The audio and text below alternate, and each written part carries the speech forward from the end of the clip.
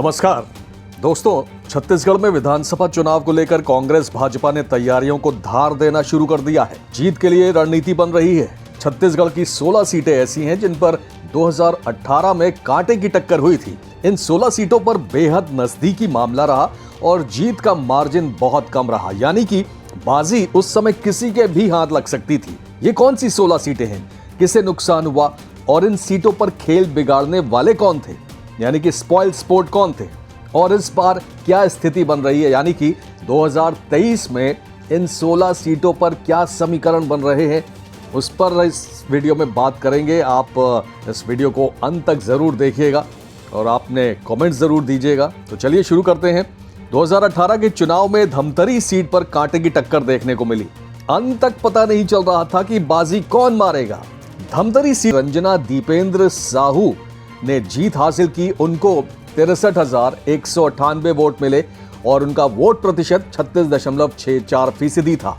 कांग्रेस के गुरमुख सिंह होरा को 62,734 वोट मिले और उनका वोट प्रतिशत जो था 36.37 था।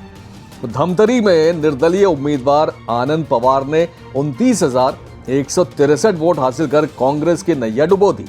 पवार ने ज्यादा सेंध भाजपा वोटों में लगाई, इसलिए भाजपा की जीत का मार्जिन केवल 464 वोटों का रहा। जी हां दोस्तों, तो धमतरी में जो जीत हुई थी वो सिर्फ 464 वोटों से हुई थी। गुरमुख सिंह होरा को कांग्रेस और भाजपा की रंजना साहू को इस बार भी टिकट मिलना तय माना जा रहा है। प्रभारी मंत्री कवासी लखमा कांग्रेस की जीत के लिए पूरा जोर लगा रहे हैं।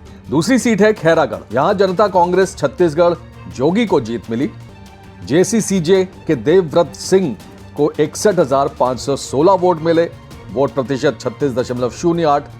भाजपा के कोमल जंघेल को 60,646 वोट मिले और उनका वोट प्रतिशत था 35.57%। दोस्तों, खैरागढ़ में जीत का फासला केवल 870 वोटों का रहा। यहां निर्दलीय उम्मीदवार सरजू जंघेल ने भाजपा का काम बिगाड़ दिया। सरजू को मिले 4,060 वोट भाजपा की जीत सुनिश्चित कर सकते थे। यहां कांग्रेस के गिरवार जंघेल तीसरे नंबर पर रहे। इस बार भी टक्कर इन तीनों के बीच ही होने की संभावना है। दोस्तों, तीसरी सीट है कोंडागांव, जो अनुसूचित जनजाति के लिए रिजर्व है। मोहन मरकाम, जो कि मौजूदा प्रदेश अध्यक्ष हैं, उनको 61,582 वोट मिले, 44.60 वोट का प्रतिशत रहा। भाजपा के लता उसेंडी ने 59,786 वोट हासिल किए और उनका वोट प्रतिशत था 43.30%। यहां मोहन मरकाम की जीत का अंतर मात्र 1,796 वोट का रहा। यहां 5,146 लोगों ने नोटा का बटन दबाकर भाजपा की लता उसेंडी की जीत हार में बदल दी। मुकाबला इस बार भी मोहन मरकाम और लता उसेंडी के बीच ही रहने की उम्मीद है। चौथी सीट, जिस पर पिछली बार की तरह इस बार भी कांटे की टक्कर होने की उम्मीद है, वो है अकलतरा। यहां भाजपा के सौरभ सिंह को 60,502 वोट मिले थे, 38.91% वोट प्रतिशत रहा।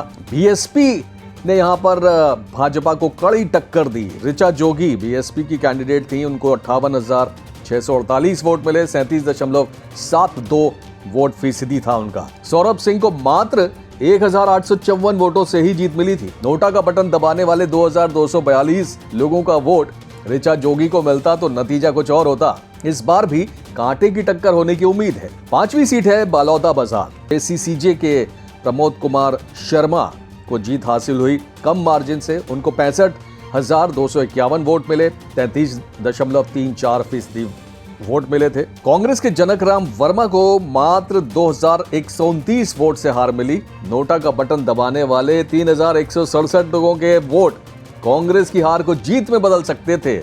इस बार कांग्रेस को जोर लगाना होगा। कांटे की टक्कर वाली छठी सीट है आदिवासी बहुल सीट दंतेवाड़ा, जो अनुसूचित जनजाति के लिए रिजर्व है। यहां भाजपा के भीमा मांडवी को 37,990 वोट मिले, 33.42% वोट मिले।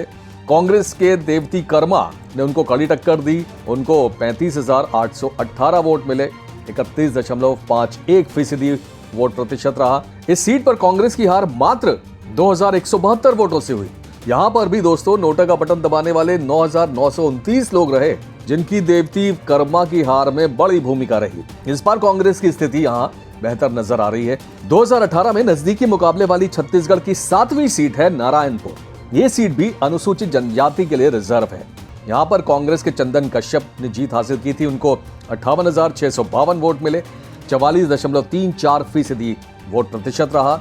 जबकि भाजपा के केदार कश्यप को 56,005 वोट मिले, 42.34 वोट प्रतिशत रहा उनका। मात्र 2% वोट के अंतर ने भाजपा की जीत को हार में बदल दिया। कांग्रेस को सिर्फ 2,647 वोट से जीत मिली। भाजपा की हार में 6,858 नोटा वोटों की बड़ी भूमिका रही। इस बार भी मुकाबला रोचक होने की उम्मीद है, हालांकि भाजपा ने अपनी स्थिति बेहतर की है। इस कड़ी में 8वीं सीट है भिलाई नगर। यहां पर कांग्रेस के देवेंद्र यादव ने जीत हासिल की, उनको 51,044 वोट मिले, 48.29 वोट प्रतिशत रहा। जबकि भाजपा के प्रेम प्रकाश पांडे को 48,195 वोट मिले, 45.60% वोट मिला उनको। भाजपा के प्रेम प्रकाश पांडे को 48,195 वोट मिले, उनका वोट प्रतिशत रहा 45.60। यहां कांग्रेस को मात्र 2,849 वोटों से जीत मिली। यहां बीएसपी के दीनानाथ जायसवाल ने कांग्रेस की हालत खराब कर दी थी। हालांकि उनको 2,662 वोट ही मिले, लेकिन इसने जीत का फासला जरूर घटा दिया, क्योंकि बसपा ने कांग्रेस के वोटों में ही सेंध लगाई थी। इस बार भी मुकाबला कांटे का होने की उम्मीद है और दोनों ही पार्टियां पुराने प्रत्याशियों पर ही दांव खेलेगी, ऐसी पूरी उम्मीद है। दोस्तों, 16 सीटों की इस कड़ी की बाकी 8 सीटों का विश्लेषण अगले वीडियो में करेंगे। इन सीटों के बारे में आपकी क्या राय है? आपकी नजर में इस बार मुकाबला कैसा रहेगा? और जो प्रत्याशी पिछले चुनाव में रहे हैं, क्या उनको ही दोबारा चुनाव मैदान में होना चाहिए? आपकी क्या राय है? कमेंट सेक्शन में जरूर दीजिएगा। बहुत बहुत धन्यवाद। जय हिंद।